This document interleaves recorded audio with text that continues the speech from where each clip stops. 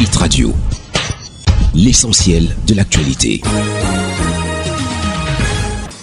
Le point sur l'actualité et bienvenue à tous. Pension retraite des policiers et militaires, la fraude fait perdre à l'État du Cameroun 3,1 milliards de francs CFA par an. Au moment de percevoir leur pension du mois de juillet 2024, les retraités de la police et des forces de défense camerounaises ont constaté une réduction de l'enveloppe qui leur est habituellement servie. L'explication est venue d'un communiqué publié par la division de la communication du ministère des Finances relevant que cette réduction est consécutive à la suspension du paiement de l'allocation familiale relative au nombre d'enfants des pensionnés. Il s'agit, apprend-on, d'une mesure conservatoire prise dans le cadre d'un groupe de travail conjoint entre le MINFI, le ministère de la Défense et la Délégation générale à la sécurité nationale à la suite d'un audit ayant révélé des fraudes sur cette allocation. Ces pratiques frauduleuses qui visent à faire payer par l'État une allocation familiale plus importante que celle réellement due aux pensionnés ont fait perdre au trésor public environ 3,1 milliards de francs CFA chaque année, ce qui correspond à une perte cumulée d'environ 35 milliards de francs CFA si l'on se réfère à la période 2010-2021 couverte par l'audit tripartite effectué en collaboration avec les départements ministériels et administrations chargées de la gestion des effectifs concernés. En sport football, Cameroun-Namibie, le MINSEP prône Yaoundé pendant que la FECAFOOT opte pour Garoua. Le ministre des Sports et de l'Éducation physique Narcisse Mouele-Kombi a soutenu la décision de délocaliser à Yaoundé le match Cameroun-Namibie prévu le 7 septembre prochain, comptant pour le début des éliminatoires de la Coupe d'Afrique des Nations CAN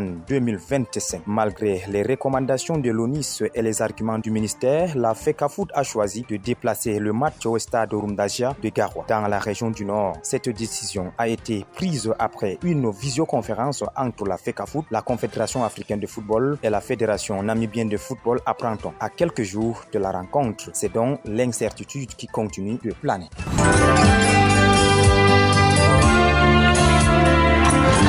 L'actualité internationale. Actualité au-delà de nos frontières, de nombreux Nigérians ont réagi avec indignation après l'achat d'un nouvel avion pour le président Bola Tinubu. Cette acquisition de 100 millions de dollars, selon les médias locaux, suscite des critiques à l'encontre d'un gouvernement que beaucoup considèrent comme détaché des citoyens en difficulté. Le pays traverse sa pire crise économique depuis des décennies. Beaucoup perçoivent l'avion comme la dernière d'une série d'acquisitions extravagantes du gouvernement. Soudan, l'OMS dénonce les difficultés d'accès pour venir en aide aux malades du choléra. Une deuxième vague de choléra a été déclarée officiellement par l'Organisation mondiale de la santé, OMS, après le premier cas enregistré le 22 juillet. Un mois plus tard, 658 cas et 28 décès ont été comptabilisés dans 5 États du pays. Difficile alors de répondre à cette épidémie en pleine saison des pluies dans ces pays en guerre depuis plus de 16 mois. Alerte OMS. Voilà, madame, messieurs, c'est la fin du point sur l'actualité sur Hit FM 103 émettant depuis Garoua. Merci de rester en compagnie de nos programmes